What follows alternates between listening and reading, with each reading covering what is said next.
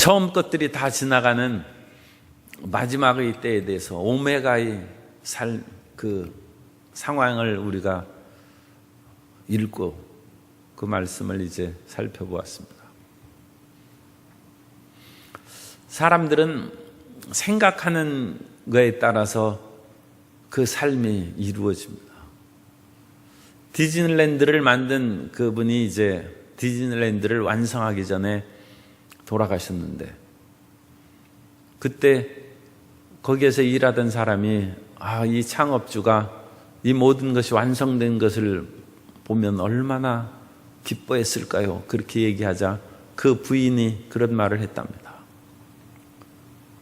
내 남편은 이 모든 것을 이미 다 보았습니다. 끊임없이 어디에 무엇이 세워지고 그것이 만들어지면 얼마나 아름답고 또 그것에 수많은 사람이 모이고 기쁨을 얻을 것이다. 그것을 끊임없이 얘기하고 그려보고 당신도 그것이 보이느냐, 그런 말을 부부 사이에 대화를 했다는 것입니다. 이미 그 모든 것이 이루어진 것을 마음에 바라보았다. 그리고 마음에 바라본 대로 그 설계도로 지은 것입니다. 오늘날 우리도 집을 지으려면 그 설계도를 만들고 그 모습을 그려보고 건축을 시작하는 것입니다. 대통령의 방북 일정도 이미 특사들이 가서 그것을 노선을 한번 체크하고 그 모습을 그려보고 이제 그것에 도착하면 어떤 일이 전개될 것이다 하는 것을 마음 가운데 그려보는 것이죠. 그리고 그 안에서 어떠한 안전과 평화의 모든 일이 진행될 것이다.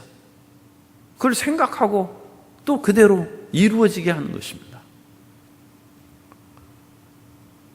하나님께서도 이 세상을 그냥 우연히 만들어져서 우주가 생기고 이 아름답고 그야말로 질서정연한 오묘한 우주가 저절로 되겠습니까? 이 우주가 얼마나 크고 수많은 우주들이 이 말할 수 없는 공간에서 그렇게 겹겹이 그야말로 수천억 수조의 그런 별들이 가득한 것이 어찌 우연히 있겠습니까? 하나님의 무한하신 계획 가운데, 하나님의 무한하신 지혜 가운데 그 모든 것이 이루어지고 진행되고 그 가운데 이 지구의 일이 이제 오늘날까지 전개된 것이죠. 그러므로 우리 모든 삶도 하나님께서 주신 그 계획과 생각대로 일을 이루어가는 것입니다. 우리는 한 치 앞도 내다보지 못하는 그런 한계를 가진 인간이지만 사실 인간은 지혜롭습니다. 우리는 하나님의 말씀을 통해서 보지 못하는 내일을 그려볼 수 있고 영원한 종말에 대해서 우리가 마음에 생각할 수 있습니다. 그러면 우리는 마지막 종말의 때를 요한계시록을 통하여 또 성경의 가르침을 통하여 우리 마음 가운데 그려보고 생각하고 그 구원의 완성을 우리는 이미 마음 가운데 믿고 있는 것입니다. 요한계시록이 우리에게 주시는 그 유익이요 삶의 그런 기쁨이요 희망인 것입니다. 우리는 잠시 이 땅에 왔다가 어느 곳으로 어디에서 와서 왜 살고 어디로 가는지 그와 같이 헤매는 인생이 아니라 하나님의 섭리 가운데 그 모든 것을 바라보고 그려보고 주님 안에서 얼마나 복되고 행복하게 살아갈 것인지 아는 사람들입니다.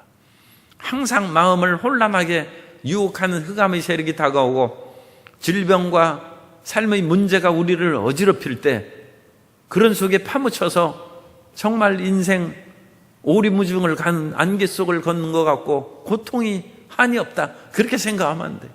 우리는 분명하고 영롱한 그런 꿈을 꾸고 모습을 바라보고 우리가 이 세상의 그 모든 짐을 벗어버리고 영광스러운 주님의 보좌 앞에 내가 서게 될 것이다.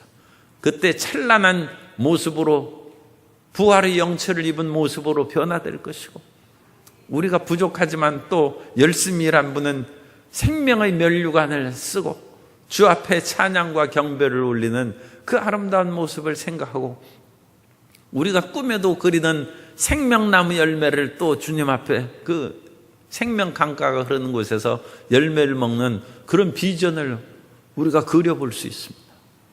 그 놀랍고 영롱한 비전이 오늘 우리가 이제 살펴본 요한계시록의 마지막 부분입니다.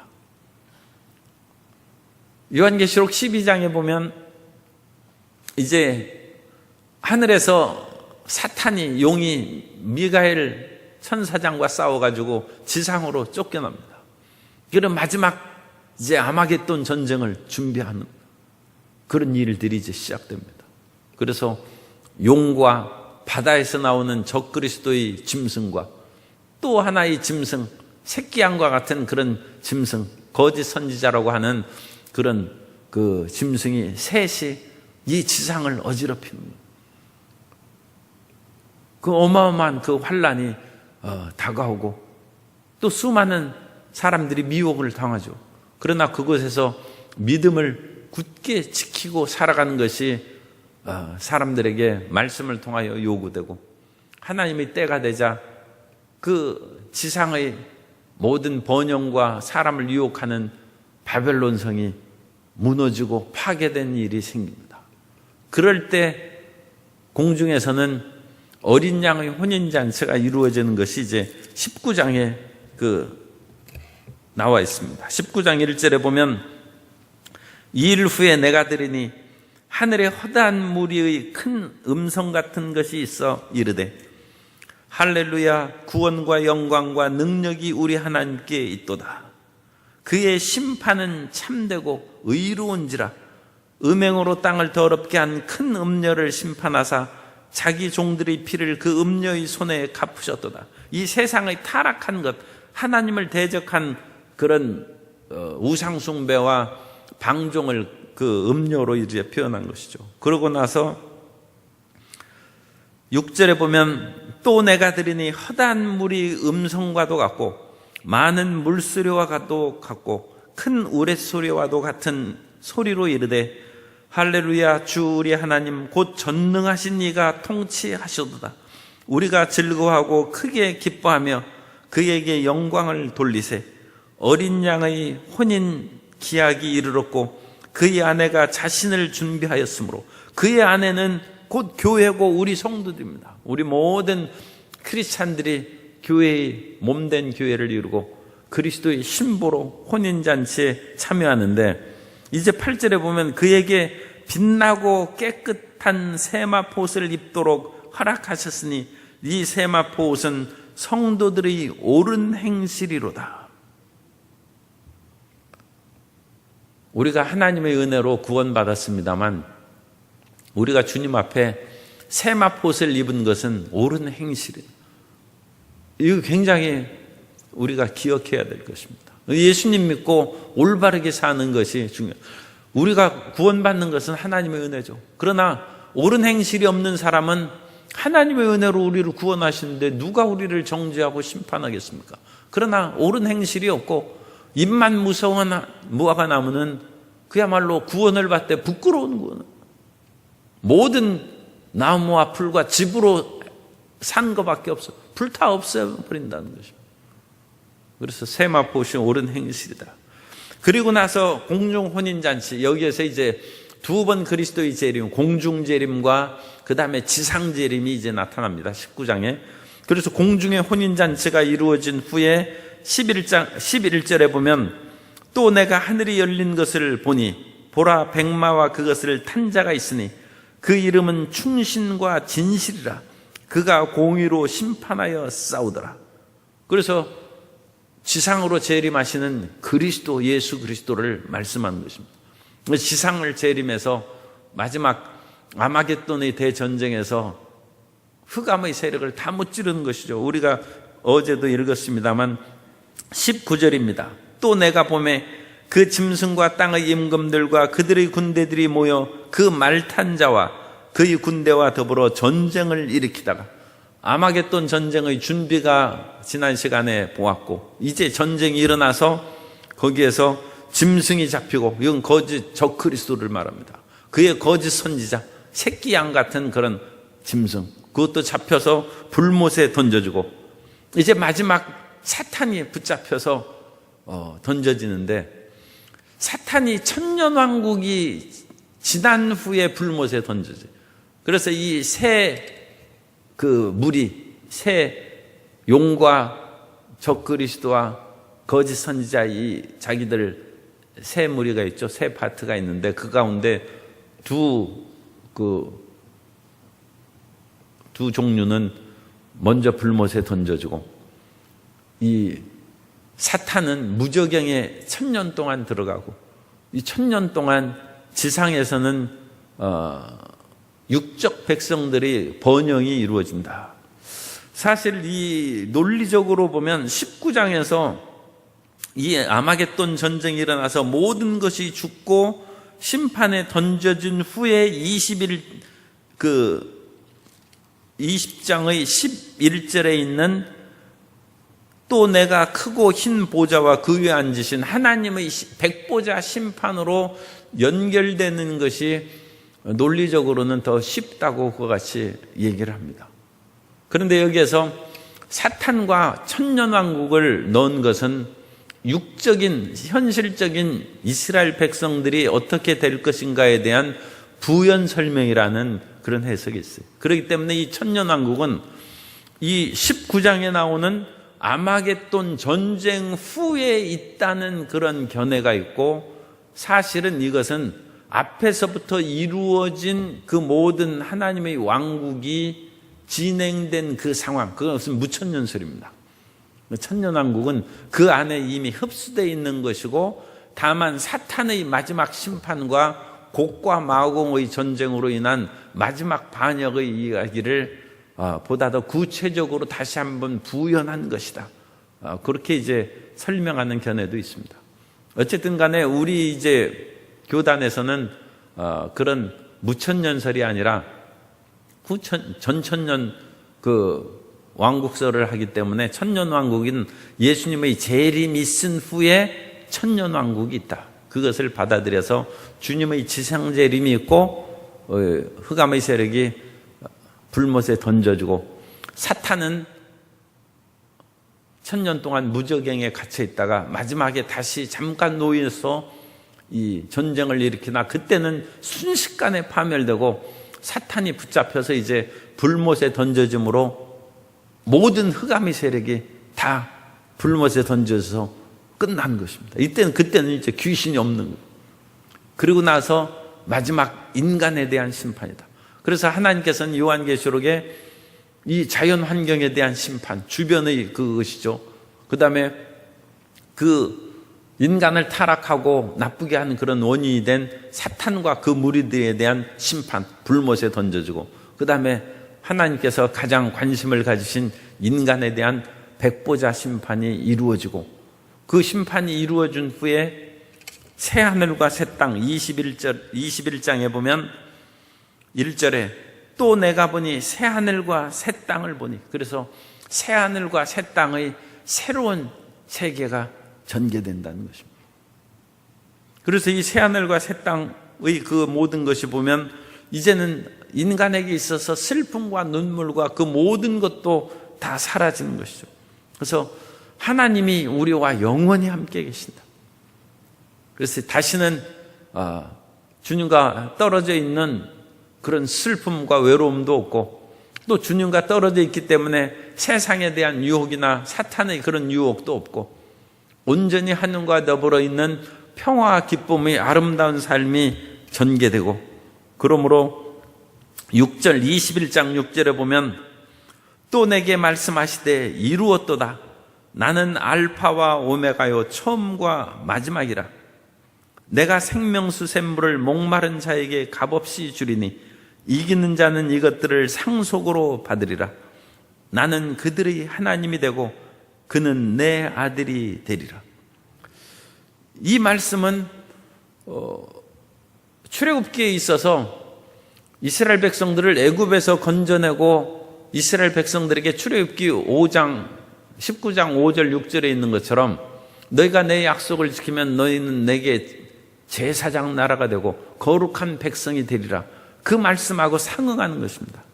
노예로 살던 이스라엘 백성들을 먼저 선택해서 그들을 제사장 나라로 세우시고 거룩한 백성으로 만드셔서 인류 구원의 길을 예비하셨고 그것이 이제 완성된 것이 요한계시록에 있습니다.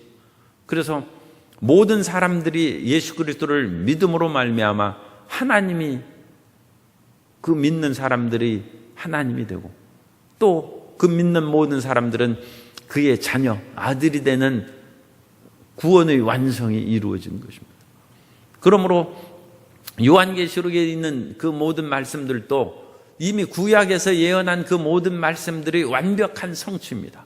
그래서 구약의 예언이 신약에서 완전히 성취된 것이고 개인적으로는 우리가 예수님을 믿고 구원받은 후에 노예요 세상의 그 모든 유혹에서 시달리며 살아가던 그 존재가 이제는 하나님 안에서 모든 죄악이 사라지고 마음의 고통과 질병도 사라지고 눈물과 탄식이 끊어지고 완전한 구원에 이르는 완성을 본다. 그러므로 이 요한계시록은 구원의 완성의 대서사십니다. 그래서 우리 개인적인 구원뿐만 아니라 온 인류가 온 우주가 구원되는 그 완성을 보여주는 것입니다. 그러므로 우리는 엄청나게 큰 종말에 대한 그런 비전을 가질 수 있어요. 그러므로 우리는 이 세상을 그냥 시시하게 살아가는 존재가 아니라 하나님의 위대한 종말의 끝을 알고 인류 역사의 그런 마감을 우리 마음 가운데 그려보고 알고 있는 사람입니다. 그에 대한 말할 수 없는 자부심과 긍지를 갖고 살아가게 되시기 바랍니다. 그리고 이 세상의 어떤 그런 미래 예언가나 그런 사람들보다 더 탁월한 이 종말에 대한 비전을 성경을 통해서 우리가 가지고 있는 거예요. 그러니까 우리 성도님들에게는 전혀 관계없지만 그러니까 공연히 헛되게 어디 가서 예언 받는다든지 점치러 다닌다든지 그런 것은 있을 수가 없어요. 이미 확실한 종말에 대한 하나님의 가르침을 우리가 받았는데 무엇이 더 이상 궁금하고 무엇이 두렵고 미래에 대한 불안이 있겠습니까? 예수님만 믿고 옳은 행실을 가진 사람은 우리에게 찬란한 내일이 이미 마련되고 전개될 줄로 믿습니다. 9절에 보면 7 대접을 가지고 마지막 7 재앙을 가진 7 천사 중 하나가 나와서 내게 말하여 이르되 이리 오라 내가 신부 곧 어린 양의 아내를 내게 보이리라 하고 성령으로 가서 예루살렘을 보이니 그러니까 이 거룩한 예루살렘 찬란한 예루살렘 그리고 그 예루살렘에 보면 12절에 12문이 있는데 문에 12 천사가 있고 그 문두루에 이름을 썼으니 이스라엘 자손 12지파의 이름들이라. 이 이스라엘은 영적 이스라엘입니다.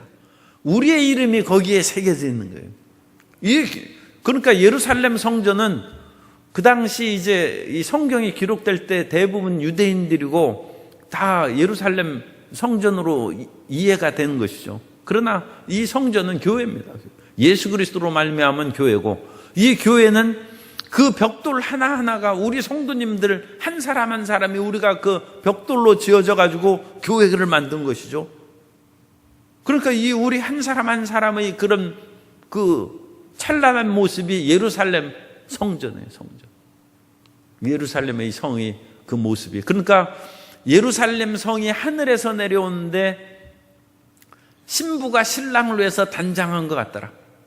그것이 곧 교회를 말하는 것이고 옳은 행실로 찬란하고 깨끗하게 다듬어진 우리 모든 성도님들이 교인들이 모여서 그 아름답고 영롱한 예루살렘 성을 그 모습을 드러내고 그것을 완성하는 것입니다. 그래서 우리 한 사람 한 사람은 우리 속에 성령이 거하시는 하나님의 성전이라고 했어요. 그런데 이 한 사람 한 사람의 성전이 모여서 크고 아름다운 예루살렘 성 어린 양의 신부가 되고 그 아내의 그 모습을 드러낸다.